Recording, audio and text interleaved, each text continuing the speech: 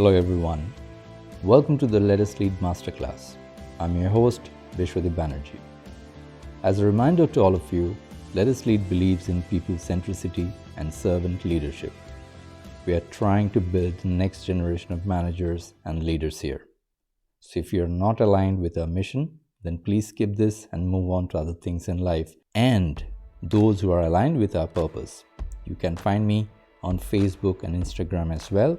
Let Us Lead recently ventured in the podcasting world as well. And you can find my podcast on Spotify, Anchor, Google Podcast, Amazon Music, Hubhopper, Acast, Breaker, and Khabri as well. All the links are given in the description below. Also note that this masterclass is following up the First Time Managers, a complete guide full-length training course that we completed in 2021. So if you have not gone through that, then I would request you to also go through that course to learn different aspects of management, just to get you going. All right, let's get started with Let Us Lead Masterclass, taking you to the next level. So today we are starting with our first episode, and that is how to inspire your team. Please hear me properly once again here. I'm talking about inspiring your team and not motivating your team. And I'll let you know just in a few minutes here what I mean by this. But for now, let us focus on what inspiration is. There are many definitions of inspiration out there. However, very few of them can truly articulate what inspiration actually is. I like to define inspiration as a long-term feeling generated in you by something or someone to do something. Now, please note the words that I've highlighted here. Keep those in mind as I will discuss them as we deep dive further. Let us move on. Now, when we talk about inspiration, another entity named motivation always comes up in discussion, and it sometimes confuses people. Motivation and inspiration sometimes make handshakes in life. However, in reality, they are very different from each other. Do not confuse motivation with inspiration. Let us look at some broad differences between the two now. Motivation normally and historically always has been used as a management tool. It also gets used by parents, teachers, doctors, governments, etc. from time to time. For example, if you complete this task successfully, I'll give you a chocolate or some money. These all acts as a motivation to complete that task. Let's say a CEO walks into a boardroom after a fall of his share price, and he gives a motivational speech to cheer up the board members and executives. Or for let's say in a hospital, doctor tells a patient that if he takes his food properly for 7 days, then he will be allowed to eat food of his liking for a day. I mean, you get it, right? As you can see also from these examples, that motivation are extrinsic factors. I mean, unless someone gave you some sort of material reward or punishment, you are unwilling to do certain thing. Motivation always makes you ask a question, what is it in it for me? And mostly in this question, you are searching for an extrinsic materialistic reward. Now, you might ask, why do we get motivated then when the CEO gave the motivational speech? If this question came up in your mind, it means you are listening and you are thinking now. This brings me to our third thing about motivation. That is, it is short term. Think about it. How many of you who gets charged up post a motivational speech of a bodybuilder and joins the gym actually keeps going to the gym for 5 years or 10 years or lifelong? The motivational speech of the CEO might get those board members and executives charged up temporarily, but with time, unless the CEO, all the leadership team and all the employees walks talk, shoulders will again start dropping. Even if you retain the employee by giving him some money, chances are that next year he will again seek for some more money and leave you if you cannot satisfy his needs. even if you give some more incentives to someone to get a work done. Once the work is done, motivation fades away, and you will again have to offer another reward to get things done. Motivation can bring you sudden burst of energy, happiness, satisfaction, which is great to complete some difficult short-term mission. Like how professional armies around the world uses a quick motivational speech before they embark on a new mission. It works there 100%, and we should use motivation to achieve our goals sometimes. However, problem lies when you want motivation to stay for long time. Problem lies when you try to solve everything using motivation. Problem lies in your expectations and understanding of the subject. Inspiration makes an entry now. The term which is associated with leadership, the magnetic pull element that touches and influences you from inside, so it is intrinsic. There is no materialistic reward system at play here. More than sudden burst of happiness and energy, there is a sustained source of energy all throughout, and a sense of fulfillment in work that you do when inspiration strikes you. The reward, therefore, is purely biological and spiritual. Inspired people, as per research is done, sometimes loses track of time, food, money, family, and sometimes their own health routine just because they found their right cause to live rest of their lives.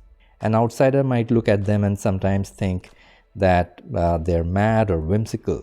However, if you're living a comfortable life in 21st century, then that has only happened due to these so-called whimsical, mad, and misunderstood people. A motivational speech can charge up a battalion for a mission, but only inspiration of fighting for their country and fighting alongside a band of brothers keeps the armies fighting for lifelong and keeps them to go on and on without tiring. What percentage of soldiers leave their jobs if you offer them tons of money to do another job? In your answer lies the true power of inspiration. Inspiration can strike you anytime, at any age, at any moment. You just do not know till it strikes you and lights up your inner conscience. It can be a person who, by his behavior or by his talks or by his work, can inspire you. Or it can be a problem in the society that bothers you so much that you get inspired to solve it.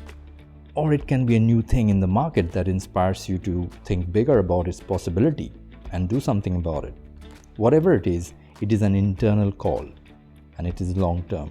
Sometimes covers your entire lifespan. That is why I keep telling that, of course, business leaders should make sure that employees are taken care of financially. They should think of work-life balance. They should think of employee burnouts, rewards, etc. Those are all fine. But more importantly, they should have a great vision for the organization that can inspire people. They should build a great culture that inspires people every day to work hard. They should invest in building great leaders who can inspire many others in return. Steve Jobs used to tell people that Apple engineers used to be offered tons of money by their competitors, but they just were not willing to leave Apple. That is inspiration at play. So by now you might be wondering how to inspire your team, since already you might have motivated people in some way or the other. Motivation is practically very easy. Inspiration is extremely difficult. To smoothen the process of your understanding, I have to first make you guys understand the science of inspiration. Famous neurosurgeon Roger Sperry won the Nobel Prize in 1967 for his split brain research, in which he explained the different functions of the left and the right side of the brain. So if you look at this human brain from front or top, this picture here helps you to understand that your left side of the brain is the seat of language, analytics, and various cognitive functions, whereas the right side of the brain is the seat of emotions, intuitions, imaginations, and creativity. It is fair enough to say that any normal human being uses their left lobe more than their right lobe on a daily basis at work. And that is why organizations where leaders care a lot about numbers and talk more about analysis and reasoning, where employees' productivity is seen through microscope, where leaders drive efficiency all over the organization, fails to have enough innovative minds working for them, or fails to innovate more to stay relevant in the market, and survives only from quarter to quarter. Innovation, creation, imagination is primarily the work of the right brain. If you train your employees to use the left brain and demand an output of the right brain, then you are depending on a flash of brilliance from someone or from somewhere to save you in this constantly innovative and rapidly changing world. Has not worked and will not work. Remember what I said. Inspiration is a touch or influence by something or someone, which means that it is a feeling or emotion generated within you, which is again a right side function. So, few things that you can do and should do, by the way, in order to stimulate the right side brain activities are something like reading or learning something new, which makes new connections in the brain. Some physical exercise or some sort of yoga, some form of yoga or meditation, which keeps some of the essential hormones and brain chemicals flowing. And most importantly, some free time, devoid of work, devoid of family, devoid of stress. A time window, it can be small, but a time window where you do nothing at all, but just allow yourself to wander off in your thoughts. Of course, these are easier said than done, and that is why inspiring someone or innovating something is so difficult. Allow me to use one of my posters to make things simple for you. One of my posters here displaying on the screen, it says, "Talks can simply motivate you, but when people see those words being actioned in reality, inspiration starts kicking in."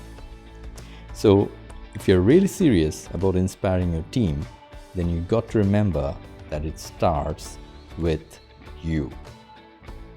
Now, if you're in organizations like Tata or Apple or Microsoft or Southwest Airlines, maybe Starbucks or Barry Wehmiller or Google or Amazon, etc., where cause of existence and their vision itself draws many people towards it and inspires them, then your job of inspiring someone is relatively simple. However, vast majority are not.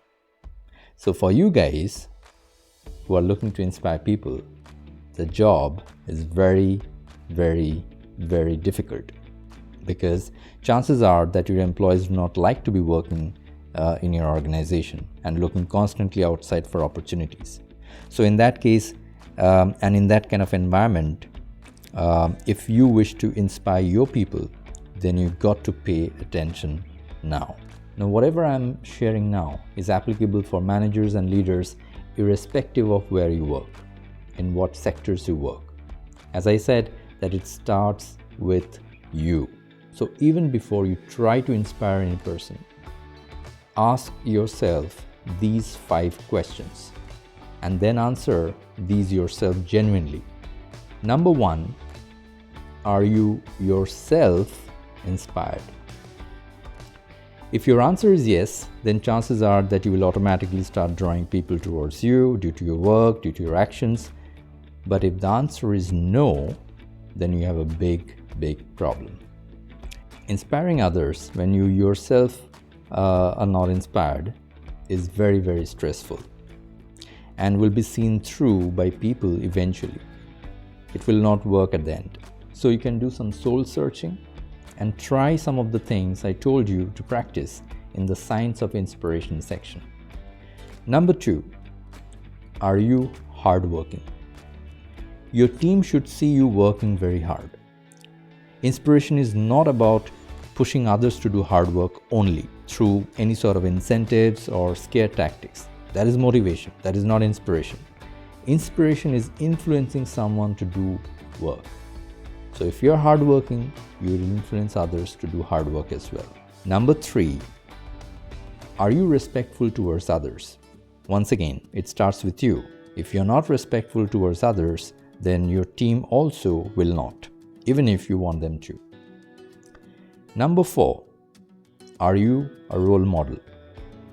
Whatever you preach to the team, people will always keep an eye on you to see whether you follow your talks, whether you follow what you preach. Your authority can make people not open up their mouth before you, but your authority cannot stop them to think and judge you. If you as a manager cannot appear to be a role model to your team, then you'll fail to inspire them. Finally, number 5, are you a taker or are you a giver?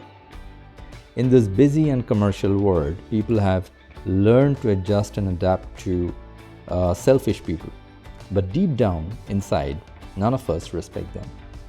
If your team member contacts you at the end of the shift, let's say for help, are you willing to help instead of thinking, what is it in it for me?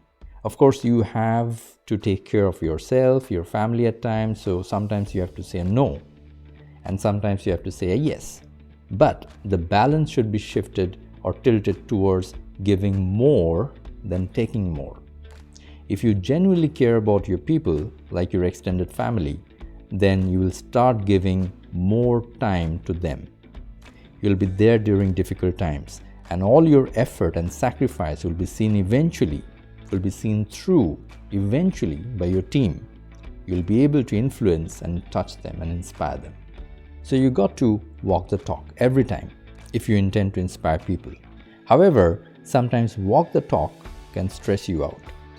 Once you talk first, once you commit to people first, and you go through a lot of stress to fulfill them, sometimes you succeed and sometimes you fail. But when you fail, it nullifies your previous good work to some extent. So I have found a balance of walk the talk and talk the walk. Talk the walk is a great recipe to inspire people. In this concept, you do not commit or talk about your plan upfront to your people. You keep working at it without expectations or stress. And when you complete your work, then you start talking about it. You start marketing it well. If you're interested to deep dive more in this particular concept, then you can read my article on Let Us Lead website. The link is given below in the description of my video. With this, we come to the end of this episode. I hope you learned something today, like the content, and hope you'll share with more and more people and support Let Us Lead mission. I will see you guys soon. Till then, take care of yourself and your family. And most importantly, keep inspiring. Bye for now.